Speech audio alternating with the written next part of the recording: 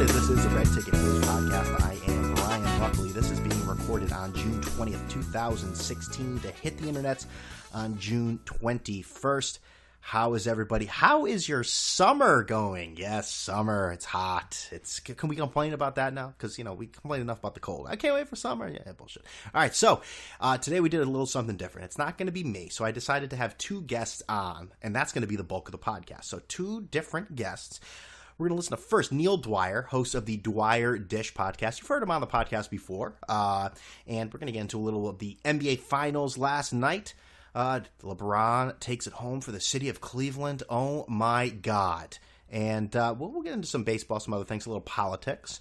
And afterwards, we'll have Sam Vecenie, who's also been on the podcast before, works for CBS Sports, to do a little NBA draft preview, because the NBA is not completely over yet until later this week with the NBA draft. So we'll talk to both of those guys. Your knowledge will be enriched. You'll be able to have conversations with everyone. This podcast will make you smarter.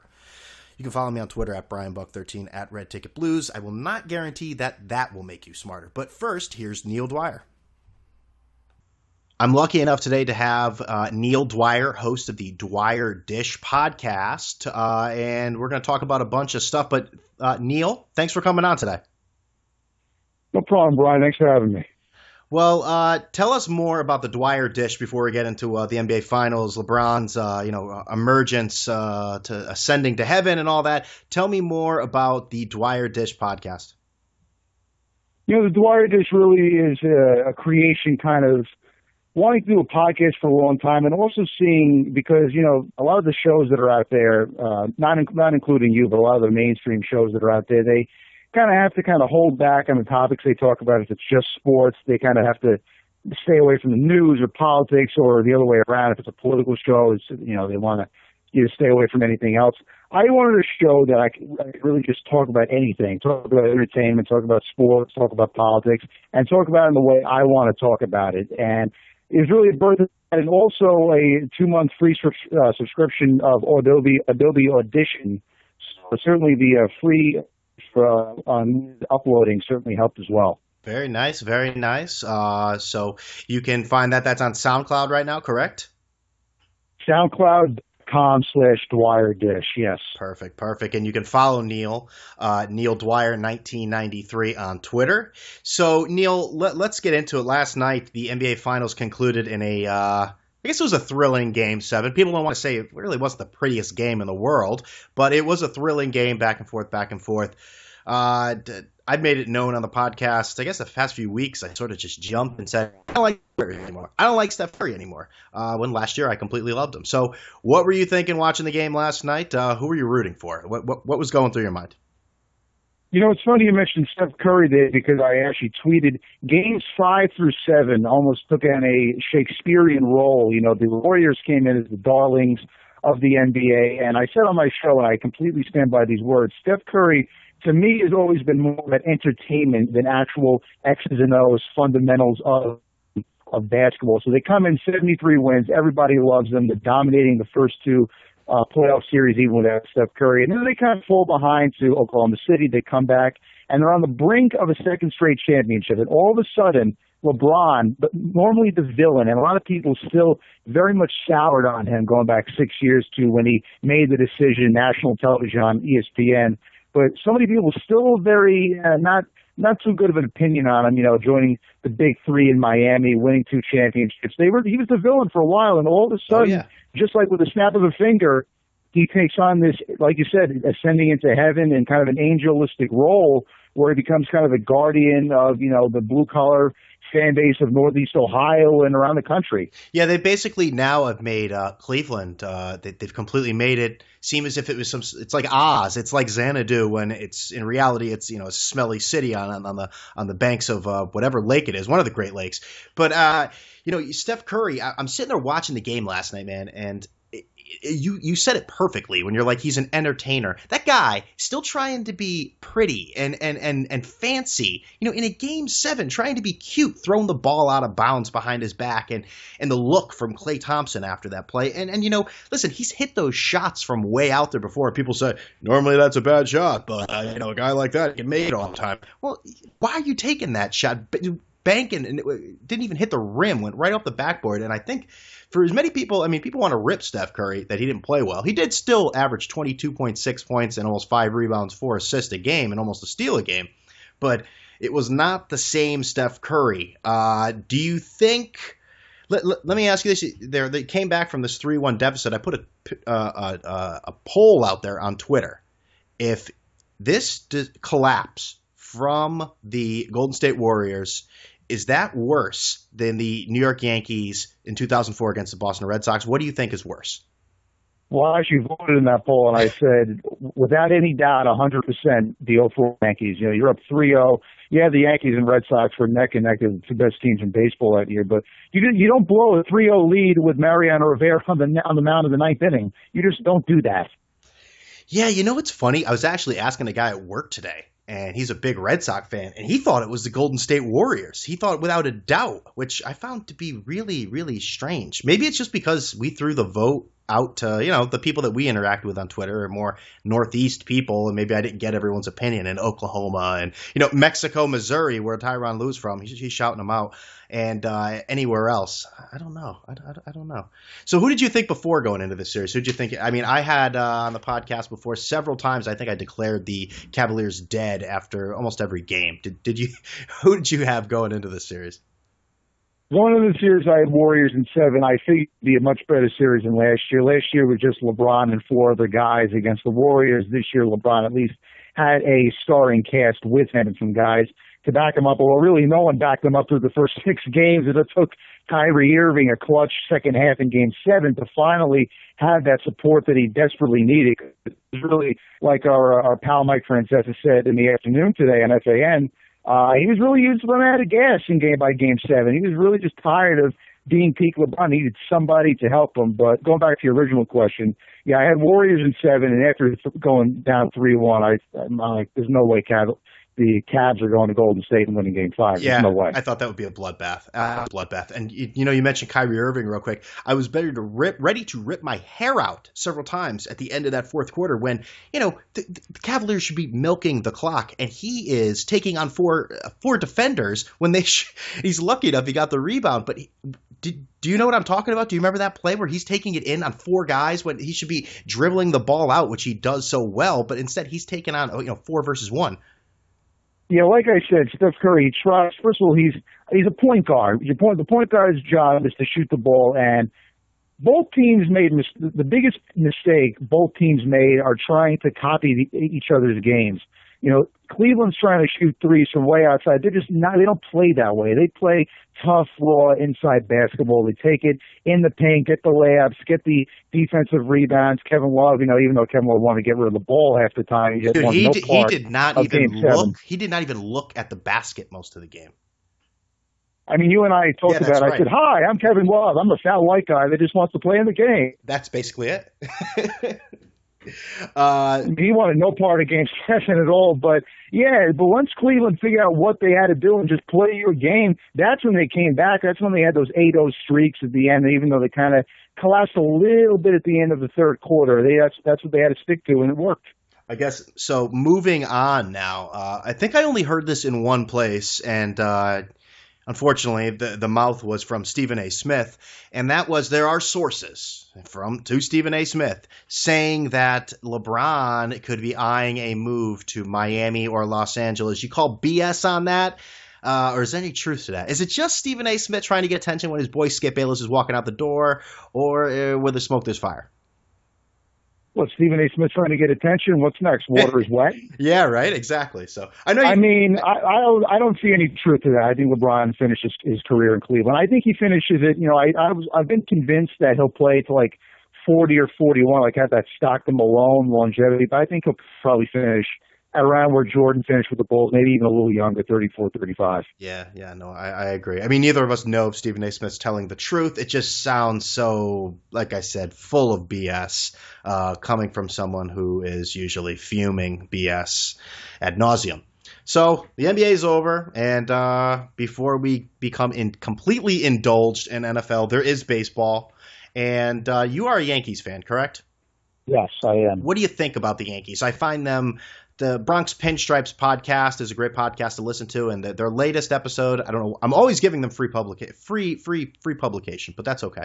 Have they ever had you on? Absolutely not, but it's a great podcast to listen to. This is a cutthroat business, man. You gotta give a little and get a little. You're absolutely right. Maybe I should be talking to the head of there and say, listen, I'm not going to mention your goddamn podcast anymore. But they said this team is consistently inconsistent, and yes. I think that's fair analysis, wouldn't you say? Yeah, it's really the only way you could sum up the Yankees. They're hot, they're cold. I should have known better. I really should have known that they'd lose the first two. Not the first two, the only two in Colorado, and then be down to Kyle Gibson and Ricky Nolasco in Minnesota. Somebody asked. I actually tweeted a hypothetical conversation. I'm talking about my grandkids, and like, Grandpa, what was it like, watching the 2016 Yankees? Well, Ricky Nolasco and Kyle Gibson averaged a 98 ERA and no-hit the Yankees in 2 games. They're going to be like, they're in the Hall of Fame, right? Oh, yeah, Ricky Nolasco? Absolutely, yeah, first ballot. What do you see? Because I'm conflicted. Every day I watch this freaking team. I'm conflicted. Do I want them to go on a 10-game winning streak, or do I want them to go on a 10-game losing streak and sort of let the season be done, trade the assets for younger talent? I know as a fan, I want them to win, but still, when you know that they're just going to end up like just short or real close to wild card, it's difficult watching in that way. Yeah, it is difficult, and I'll be honest, I'm going to disagree with you a little bit. I like to call a little BS on fans. They're like, well, let's just tank and finish the year and trade get better prospects. We're rebuilding right now. And I call a lot of BS because you want nothing more than to be able to watch winning baseball, not championship baseball, but at least relevant baseball. Oh, absolutely. If they're not going to be relevant, they're going to get 20,000 fans at the end of September. It's going to be embarrassing.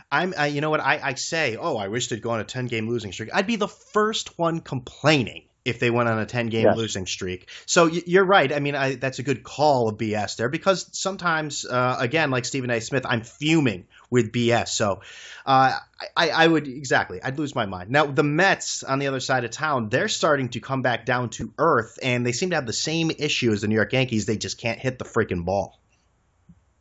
Again, like a lot of the pundits are saying, it's true. The Mets were in the same kind of places last year. There's a better team than they were last year. The Mets last year just added a couple parts right at the deadline, right when the clock struck midnight, and it worked out for them. They were able to piece something together in August and September, going eventually to the World Series. I'm not too worried about the Mets. They always have those homestands. You lose a couple of the Brewers or the Braves, or those little farty little teams there that really have no farty business little even teams. Playing. Exactly. To borrow, our friend Simon and Yakas like to say a little fart hit. So I borrowed a line from his brilliant brain. But the Mets have these problems a lot, especially at home. I don't know how really well they like to hit at home, especially since those National League road ballparks, a lot of them are bad boxes. Pittsburgh, Cincinnati, Colorado, Wrigley Field, of course. It's easier to hit home runs there and, score runs than it's Field. Nevertheless, I'm not down on the Mets right now. I think it's still a long season, and they have the cards right now, and who knows, maybe Sandy will pull another rabbit out of his hat. Yeah, the only problem is they don't have as many assets as they used to. That's true. Their farm system, I think I heard today that it was the 18th ranked in the MLB, so it's not terrible, but it's not it's not the way it used to be. A lot of their guys are up on the big league squad now. The Mets are now a half game behind the Marlins, and they are in third place, 6 games out behind Washington.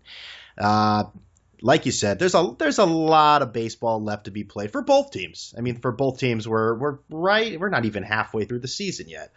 So let's wait. That's why I haven't really talked that much baseball on the podcast. You got to let baseball breathe a little bit. If you're going to live and die by every game, you're going to really need therapy.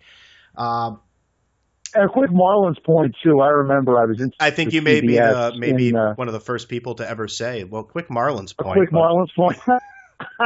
No, I interned for CBS in 2014, and I remember because you had to, cut up the broadcast tapes, and give them to the update guys. And I remember just thinking, especially they were making a little bit of a run late in the summer.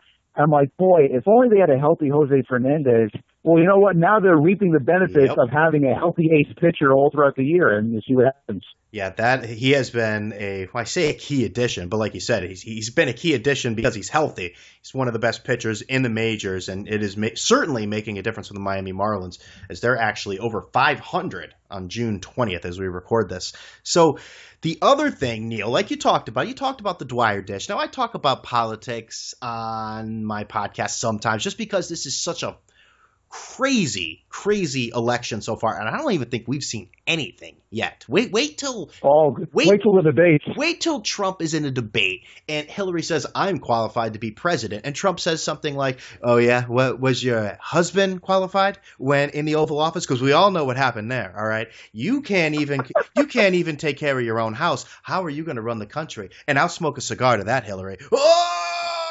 It's going to be great. It's going to be great in September and October. So let's talk about Donald Trump, because why not? We all do. So the first thing today, now you, I don't really know how to feel about this, but he fired his campaign, or he let his campaign manager go. I guess that's the same thing. But yes, a little odd. We're in June. This is the same guy he's had for a while. The guy he's stuck with after the assault charges a few months ago. What do you make of Trump saying adios to his campaign manager? You know, Lewandowski, he was a bit of a loose cannon in a lot of different ways, but especially, you know, I think from what I read, he and Ivanka's husband, Jared, they had a bit of a falling out. They really didn't get along that well. And you know what? Eventually it's time for the daughter to sit the father down. It's like, hey, you know what? This guy, he's hurting our family. Yeah. And it's like, you know, you got to pick family first after a while. So you know what? When you combine that business role that you have and you try to mingle in guy you're working for, his family, never going to work out. You're always going to lose. And, you know, just like in sports radio, when your ratings start to go down, now a lot of these polls, I think, are just BS. They go up and down right up until the debates start. But, you know, when your numbers start to waver a little bit and you get a couple negative comments, the first one that's going to go is, you know, the guy that supposedly is supposed to get you elected. And when he's not helping you do that, adios. And he's expendable. There are plenty of other people that can maintain the role of it's just like a pitching coach or a hitting coach. Listen, you were integral. Maybe a campaign manager is a little more important than those coaches, but again, they're expendable. You can be replaced. Now, on the other side of that, I highly doubt no one really tells Donald Trump what to do. Donald Trump's going to do what Donald Trump wants to do. That's true. That's I think that probably goes for most candidates, but even more so in the case of Donald Trump. I'd agree with that. Trump today. Now, I just saw this before we started doing the podcast, and there was an assassination attempt on Donald Trump. I mean, it didn't get to the rifle was aimed at his head or whatever, but a British citizen in the United States, I guess he'd been in California, he'd been planning this attack for quite a while, grabbed a policeman's gun and said he was going to kill Trump. So is this the first? I mean, I'm posing this question to you as if you know. What do you think about this? I mean, I don't think it's ever smart. I listen to some people and they say, oh, imagine, maybe Trump should be, something should happen to him. And I say, it's not even funny to joke around about, because in the words of Mo Sislak, we're just like one of those loser countries if we think that that's the suitable replacement for a candidate you don't like. So do you see this sort of stuff increasing, or Trump's brought this on his own? So, what do you see in the future, if anything? Can you predict? Look in your crystal ball. Yeah, I have really high sources, as exactly. famous radio host would say, in the FBI. He knew J. Edgar Hoover very well. Okay, I'm sure he did. But no, this didn't even go that far. I mean, there was a guy in Ohio that actually was on the stage next to Trump, and security guards had to tackle him. So we're talking about assassination attempts. This didn't even go as far as some of the previous ones. You hope these things don't happen. We still, thank God we have not had a assassination attempt on a president since Ronald Reagan, with John Hinckley in '81. So that's 35 years. So, well, I'll tell you, if you want to count the guy throwing the shoes at Bush in '08, that's more of a bump in the head than, a bullet to the head.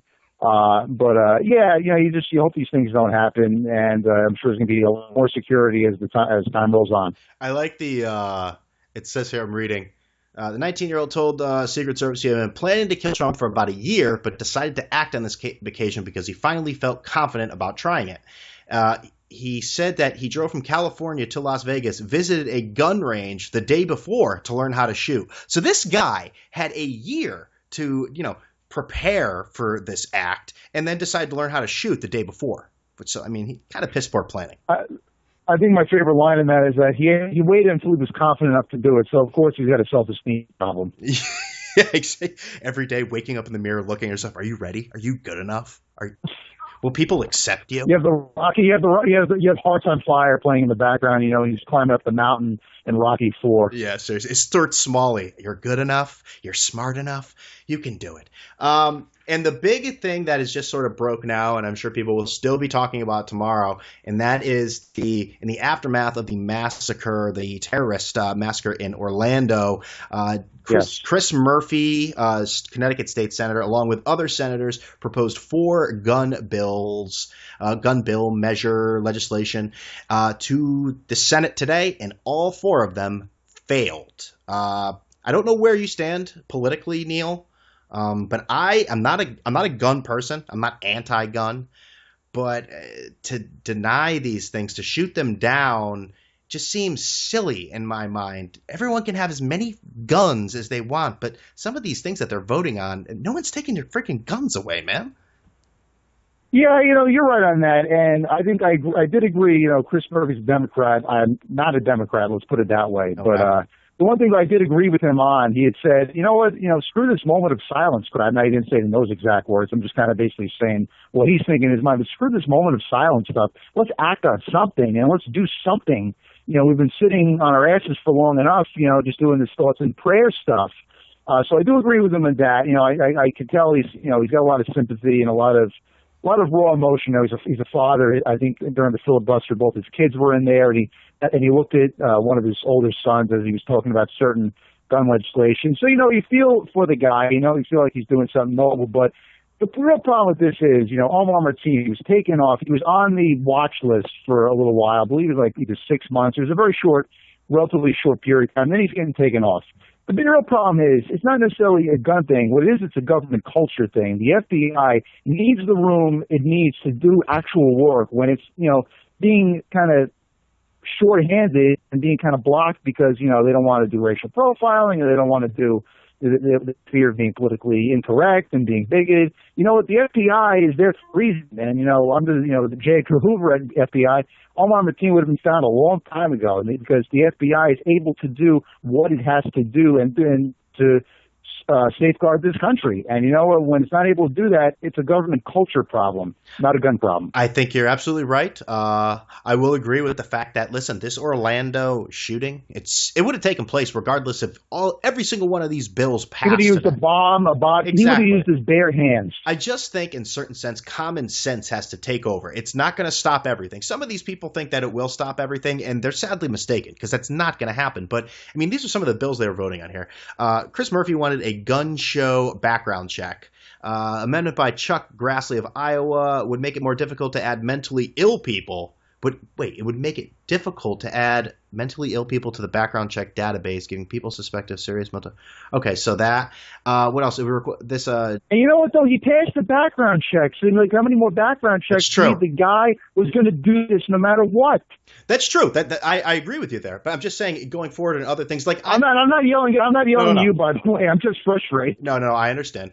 And another one: require law enforcement to be alerted when anyone on the terror watch list attempts to buy a weapon. And the other one: deny a gun to anyone who has reasonable belief that they'll engage in terrorism. All of that, you're right. He still could have, Omar Martin still could have skirted around every single one of those. I just think going forward, it's kind of I don't want to say it's a sad day, but to a certain extent, people just not using reason. I mean, that's how I feel. There's been gridlock in Washington since there's been Washington. I mean, George Washington himself hated talking to the Senate. Mm-hmm. I mean, he found it just a total waste of time. So, unfortunately, weird thing about Orlando, of course, I went to school for broadcast journalism, and, you have friends that work, TV news and things like that. And I'm wondering about people that, get jobs like in Orlando, ABC or Fox out there, and they're thinking, wow, it's going to be like such a nice job. We're going to cover Disney and festivals. And in 1 week, you have a singer, you have the John Lennon of Orlando and Christina Grimmie. You have the terrorist, on the Pulse nightclub, and then you have the gator eating the kid. I mean, what a crazy week. It is. It just, there's the Florida man account on Twitter, just the craziest stuff on Florida. But yeah, I think this was much bigger than Florida. And like you said, there's been stalemates and gridlock in Washington since there is Washington. And Lisa Simpson told us in her, I forget the exact quote, but in Cesspool on the Potomac, I think she basically, she said it was built on a swamp 200 years ago. It stunk then, and it stinks now. And as George Bush said in that episode, well, this is going to make my bosses happy. You have bosses? Yep, all 250 million of them. All right, Neil, I think that's a great spot to end it. I hope everyone enjoyed this. You'd hear more like this, and you hear this and more, I should say, tons on the Dwyer Dish, and you can find that on SoundCloud / what was that again? SoundCloud.com/Dwyer Dish. There you go. And if you ever forget that, you can always follow Neil on Twitter at NeilDwyer1993. He'll always update whenever there's a new episode. So, Neil, thanks for coming on. Brian, a pleasure. That was Neil Dwyer. Hope everyone enjoyed that. Remember to check out the Dwyer Dish on SoundCloud. And, now it's time to listen to the second part of our podcast, that being Sam Vecenie, CBS Sports. Let's talk NBA Draft. So we're lucky enough to have Sam Vecenie, CBS Sports, a man who does more mock drafts than probably anyone on the planet. Sam, thanks for coming on here and giving us a few minutes. It's too many, isn't it? It's just too many. We need mock drafts. It has to happen. So let's look at this. It's kind of unfair question to you and to the draftees, but people are always talking, what's the greatest draft? What's the greatest draft? Is it 84? Is it 03? Is it 96? You're going to look at this draft right now. Where do you think it stacks up? Not particularly well. We've been saying this for a while about the 2016 draft. We have a guy who doesn't really know how to play basketball yet who might go in the top 3 in Marquise Kris. So I think that says a lot. The top 2 are fine. You look at what Ben Simmons and Brandon Ingram can do. I don't think either of them are like surefire stars necessarily, but I like both of their games. They're pretty solid. Once you get past that, though, it gets real tricky real fast. Hold on a second. I can barely. Can you mind if we did that over again? You were in and out, in and out, in and out. Really? Yeah. All right. Hold on. Let me see if I can. Okay. Here, input volume. I'll put input volume a little bit higher. Okay. Yeah. There we go. I'll just ask you the question again here. Cool. Yeah. So it's kind of unfair to ask you and the draftees that we're always debating. You see on social media, what's the best draft? Is it 03? Is it 84? Is it 96? How does the 2016 draft look at this moment in mid-June? Hi, everyone. Probably not too highly. It's not a particularly good draft. You look at the top 2. The top 2 are fine. You look at what Ben Simmons can do, what Brandon Ingram can do. I don't really think you have anything to worry about in that capacity. Where you start to worry is at number 3. You look at some of the names at number 3. Dragan Bender, I think, is really good. Could easily be number 3 in a lot of drafts. But you look at a guy like Marquise Kris, who doesn't really know how to play basketball yet, and he's being mentioned just because of his athletic potential. And I don't mean to make fun of a lot of scouts for thinking that, because I think it's a legitimate claim that they think he could eventually be the number 3 player in this draft. But from an expected value proposition, that's kind of the way I think of everything. I think of everything as potential to reach, or potential overall, and then likelihood to reach the potential, or my 2 variables. And it's really hard for me to think Marquise Kris is likely to reach that potential. Then you just look down the board. It's a pretty weak domestic class, as I think we saw throughout the year in college basketball. It's just a generally weak college basketball year. The international class does buoy this a little bit. The international class is quite strong, but it gets real testy real fast. Let's talk a little bit about that domestic class. And usually all NBA draft conversations start with Ben Simmons and Brandon Ingram. But I wanted to just Sure. Take a look at this one guy who, I mean, I'm in Connecticut here. This is a local guy, and maybe to the casual NBA fan, they really don't know this name that much. They're hearing it, more now than any time before, and that's Kris Dunn. And Kris Dunn seems like a guy that a lot of teams are interested in, and it goes back to a lot of people maybe don't know injury concerns. Played at a small school, but a lot of teams know about him, and a lot of teams are really interested in him right now. Yeah, I talked to Kris this morning on the phone, actually, so small world that you're bringing this up. Kris is my number 3 overall prospect. I think he's terrific. He's a guard who competes as much defensively as any guard that you'll find in the NBA draft. He's just tremendous on that end. You can switch him 1 through 3. You can even bang a little bit with 4s if he gets switched onto those guys. He's legitimately an all defensive team potential guy in that capacity, but offensively too. I mean, he has really good vision. He is lightning quick, and at 6'4", he is a matchup problem for most point guards. So I'm a really big fan of Kris Dunn. I think you look at guys like Reggie Jackson, what they've done in the league, guys that are a little bit taller, really long wingspan, who can, maybe have questionable jump shots coming in, but at least had a baseline skill for it going into the NBA. I think Kris Dunn could absolutely become an NBA All-Star. He's really talented. I really like that Reggie Jackson comparison. I even put that. That was pretty good. A lot of people were saying like John Wall, and I kind of get it because he plays so quickly in terms of just trying to attack. But to me, he's more Reggie. No one's John Wall. It's hard for me to comp anyone. It's hard to be John Wall. Yeah, who would have thought it? It's difficult to be John Wall. Jamal Murray is a guy that the NBA draft, we'll just start with that. There's rumors every other day. Jamal Murray is a guy that I've heard one day, possibly could be the number 1 pick. And now I see him more the later half of the top 10. So anywhere from 1 to 8, basically, I've seen him at. Where are you seeing him as we get closer here? Yeah, he's not going number 1. I'll say that. We can feel reasonably assured of that. No problem. In terms of where I see him going forward, I would say that Jamal's probably going to go between 3 and 8. You look at the rosters right now for the teams from 3 to 8, and you look at the situations, right? You look at number 3, you have Boston. Boston has 1 million guards. Phoenix at number 4. Phoenix has 1 million guards. Look at number 5, Minnesota. You can kind of see a situation for him because they don't really have any guards next to Ricky Rubio and Zach LaVine. They could really use a guy off the bench who could score. But his defensive deficiencies really don't line up all that well with me in terms of what Tom Thibodeau wants to do with that team.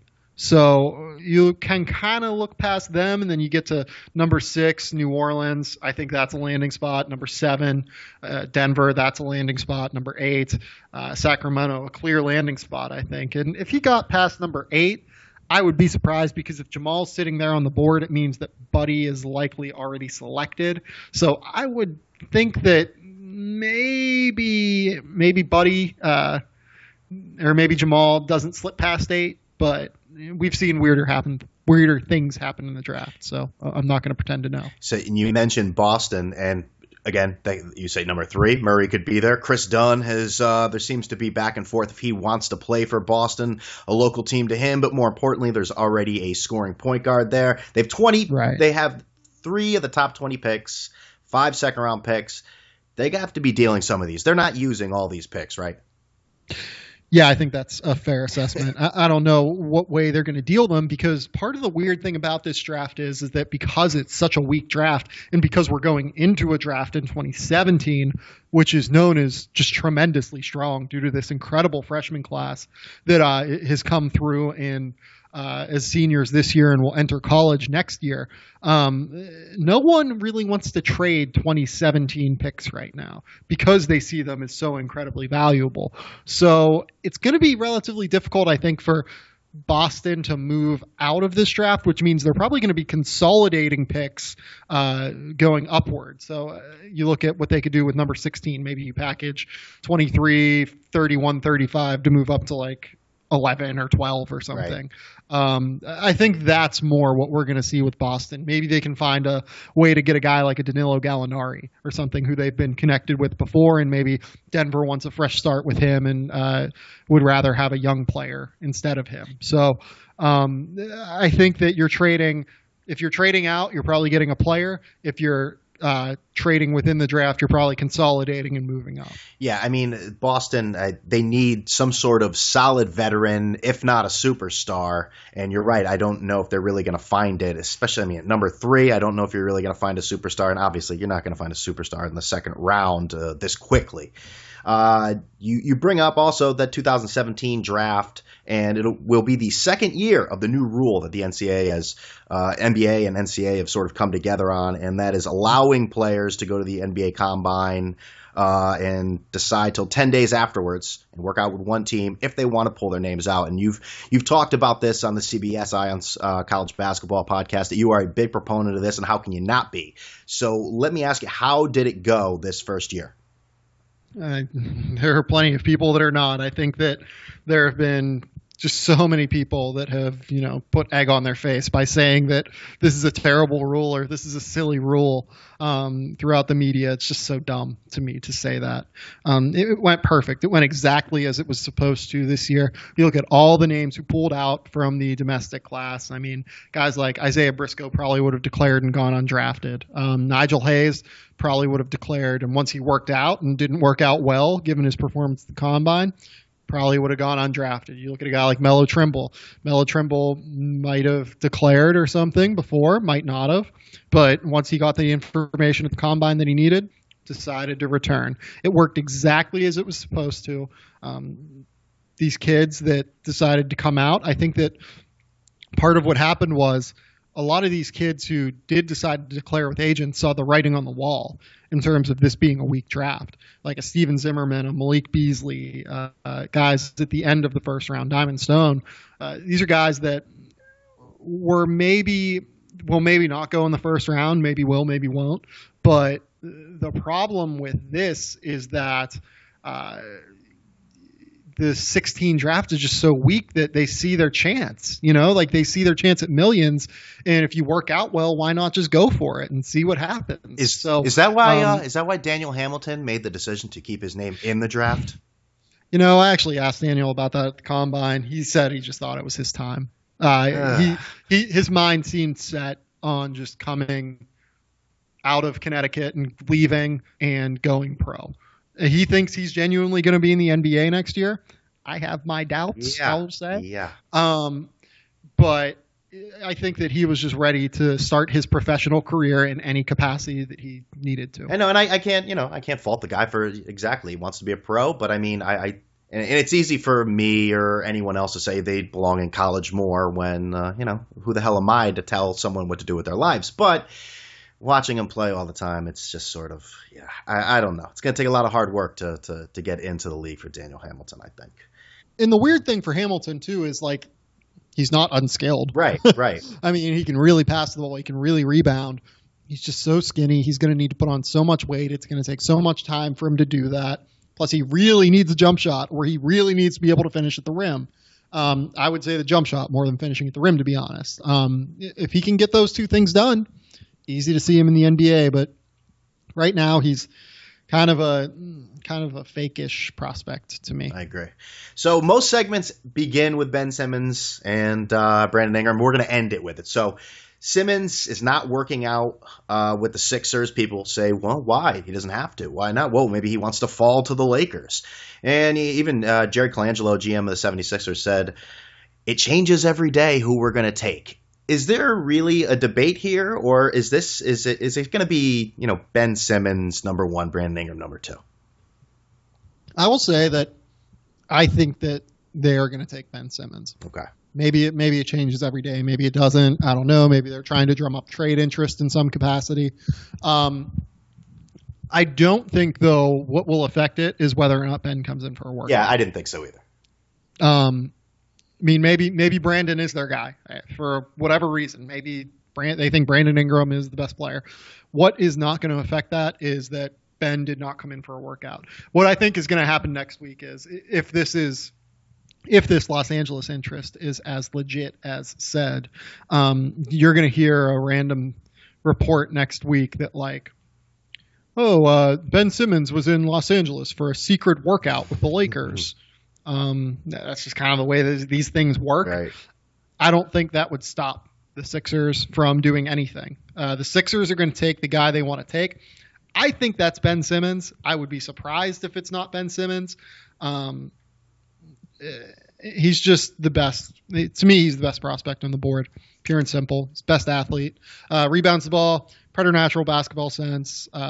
Just tremendously fluid for 6'10". Really passes it well. I mean, there's not much to dislike about Ben. Sam, thanks for coming on. He covers college basketball and the NBA draft for CBS Sports, and you can follow him on Twitter, Sam_Vecenie. Sam, thanks for giving us a few minutes.